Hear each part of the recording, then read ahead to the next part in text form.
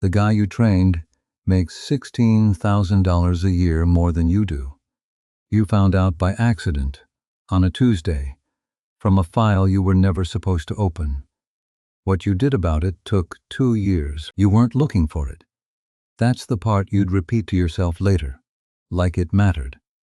You were looking for the shipping template. Dana had left the folder open on the shared drive before she went on leave, and you were 3 clicks deep into the wrong directory when you saw the file name. Comp Review. Q. 2. You should have closed it. You opened it, and there it was, alphabetical, 41 rows, and your name was in the middle of it. 58,000, which you knew, which you'd known for 2 years, since the last time they'd told you the market was soft. 11 rows down was Marcus, 74.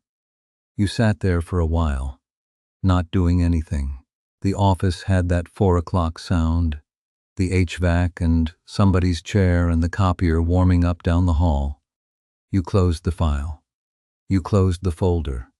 You went and got water you didn't want, and you stood by the machine long enough that Priya asked if you were okay. And you said, yeah, long day. Marcus started 8 months after you. You trained him. Not formally, nobody did anything formally there, but he'd sat at the desk beside yours that first spring and you'd walked him through the intake system twice, 3 times. And he'd been grateful about it in the way people are when they're new and still think gratitude is currency. $16,000. You did the math on the drive home, which is a thing you shouldn't do on the highway. $16,000 a year.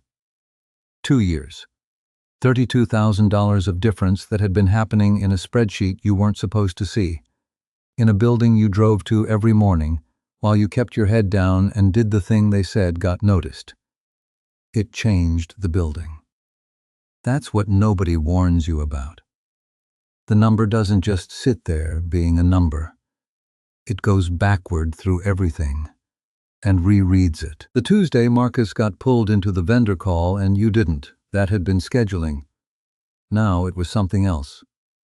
The time your manager said, we really lean on you for the unglamorous stuff, and you'd taken it as a compliment and gone home and told someone about it. That was a different sentence now.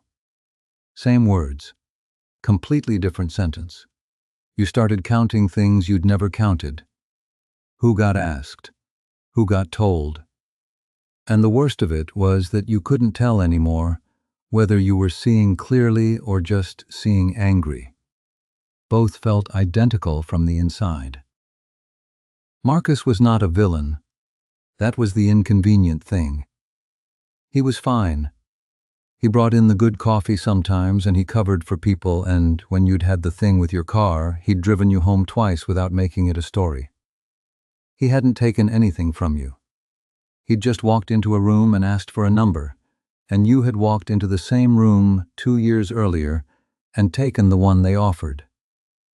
You'd taken it because you'd been out of work for 5 months, and the offer had felt like a rope. You'd said, thank you. You'd meant it. That's what they were still paying you. The number you'd accepted when you were drowning. You put in for the meeting on a Thursday. You'd written it out first, which you'd never done before. Actual sentences on an actual page. Because you knew what happened to you in rooms, you got reasonable. You got so reasonable that you'd walk out having negotiated against yourself. So you wrote it down. 2 years. The intake rebuild. The client that stayed because you drove out there in February.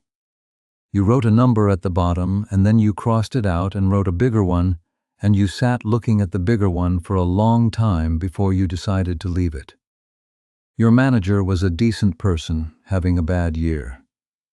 You want that on the record, because it would be cleaner if he weren't. He listened. He didn't interrupt. When you finished, he was quiet for a second, and then he said the thing you already knew he'd say, which was that he agreed with you, and that the band was set above him, and that he'd take it up. And then he said, I wish you'd said something sooner. You looked at him. You didn't say, I did, twice, in this office. You didn't say, you're the one who told me the market was soft. You said, okay. You said, thanks for hearing me out. You went back to your desk and you answered 14 emails, and at 5:40 you drove home, and somewhere around the second exit you understood that he hadn't been lying to you. He'd just forgotten. It hadn't been a big enough conversation, either time, to stay in his head. That was all. It hadn't been big enough to remember. They came back with 6,000. 6 out of 16. Effective next cycle, which was 11 weeks out. He delivered it like good news, and some part of him believed it was. You said thank you. You meant it less this time. And here's what you did, which wasn't dramatic and wouldn't make a good story if you told it at a party. You took the 6,000. You stayed.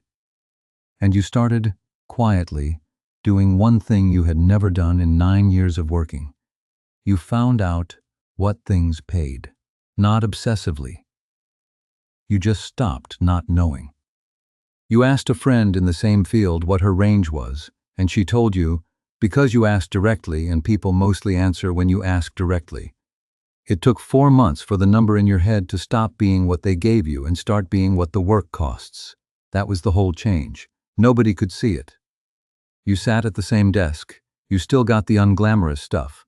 But 11 months later, when the call came from the company across town and the woman on the phone asked what you were looking for, you didn't do the thing you'd done your whole life, which was wait to be told.